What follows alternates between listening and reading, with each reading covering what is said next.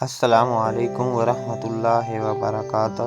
میرے عزیز بھائیوں اور بہنوں، کیا آپ نے کبھی غور کیا ہے کہ بعض لوگوں کی آمدنی کم ہوتی ہے لیکن ان کے گھر میں سکون، خوشی اور برکت ہوتی ہے، اور بعض لوگوں کے پاس بہت مال ہوتا ہے مگر پھر بھی پریشانی ختم نہیں ہوتی؟ اس کی وجہ صرف مال کی مقدار نہیں بلکہ رزق کی برکت بھی ہے۔ آج ہم قرآن و حدیث کی روشنی میں 5 ایسی باتیں جانیں گے جن سے بچنا ضروری ہے۔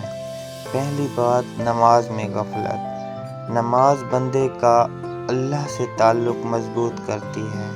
جو شخص اللہ سے اپنا تعلق مضبوط رکھتا ہے وہ اسی سے خیر اور برکت کی امید رکھتا ہے، اس لیے نماز کو معمولی نہ سمجھیں۔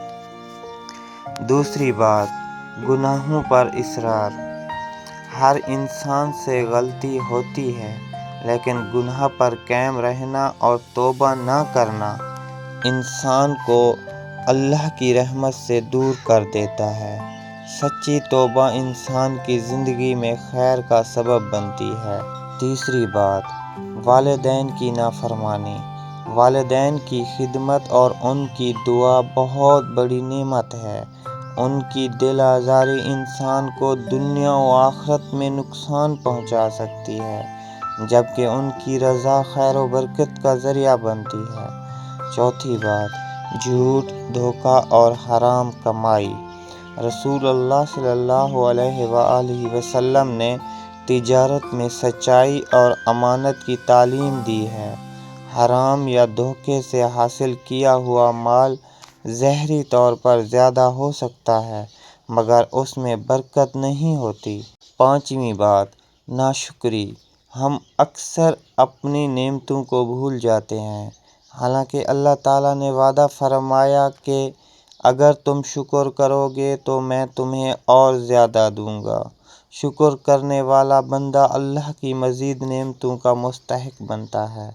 میرے بھائیو، اگر آپ چاہتے ہیں کہ آپ کے رزق میں برکت ہو تو نماز کی پابندی کریں، حلال روزی اختیار کریں، والدین کی خدمت کریں، گناہوں سے بچیں اور توبہ کرتے رہیں، ہر حال میں اللہ کا شکر ادا کرتے۔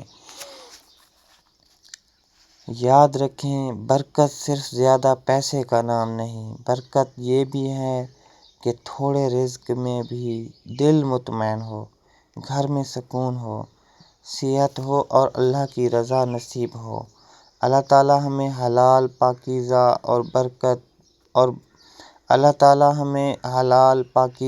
اور بابرکت رزق عطا فرمائے اور ہماری زندگیوں میں اپنی رحمت اور برکت نازل فرمائے۔ آمین یا رب العالمین۔